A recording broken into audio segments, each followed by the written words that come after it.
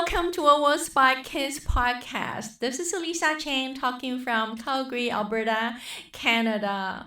WowoSpot Kids Podcast has taken a hiatus for some time. I'm so excited to return back to you. I miss you guys and thank you for listening to the podcast during our absence. We have accumulated over 4,000 plays so far, and I realized that Alice in Wonderland story is really popular. So I am back to the podcast and I'm going to continue to finish this story. Are you with me? Let's go. Who stole the tarts? The king and queen of hearts were seated on their throne when they arrived, with a great crowd assembled about them. All sorts of little birds and beasts, as well as the whole pack of carts. The knave was standing before them in chains, with a soldier on each side to guard him. And near the king was the white rabbit, with a trumpet in one hand and a scroll of parchment in the other. In the very middle of the court was a table, with a large dish of tarts upon it.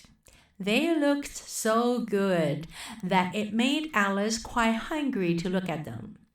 I wish they'd get the trial done, she thought, and hand around the refreshments. But there seemed to be no chance of this, so she began looking at everything about her to pass away the time. Alice had never been in a court of justice before, but she had read about them in books, and she was quite pleased to find that she knew the name of nearly everything there. That's the judge, she said to herself, because of his great wig. The judge, by the way, was the king, and as he wore his crown over the wig, he did not look at all comfortable, and it was certainly not becoming. And that's the jury box, thought Alice. And those 12 creatures, I suppose they are the jurors. She said this last word 2 or 3 times over to herself, being rather proud of it. But she thought, and rightly too, that very few little girls of her age knew the meaning of it at all. However, jurymen would have done just as well. The 12 jurors were all writing very busily on slates. What are they doing? Alice whispered to the griffin. They can't have anything to put down yet before the trial's begun.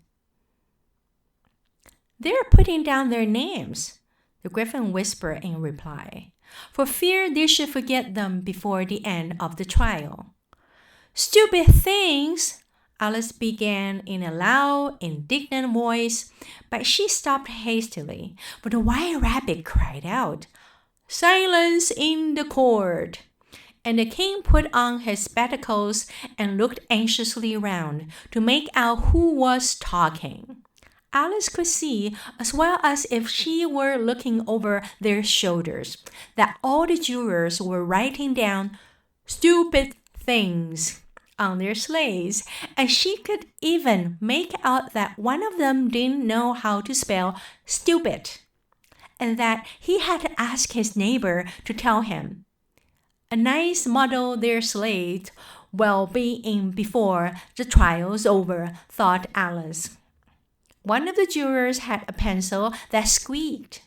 This, of course, Alice could not stand, and she went round the court and got behind him, and very soon found an opportunity of taking it away. She did it so quickly that the poor little juror could not make out at all what had become of it. So after hunting all about it, he was obliged to write with one finger for the rest of the day, and this was of a very little use, as it left no mark on the slate. That was Bill the lizard.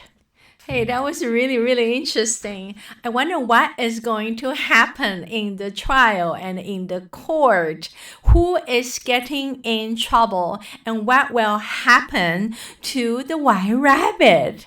We will see in our next episode. Thank you for joining me today for our very first episode after our hiatus. See you next time.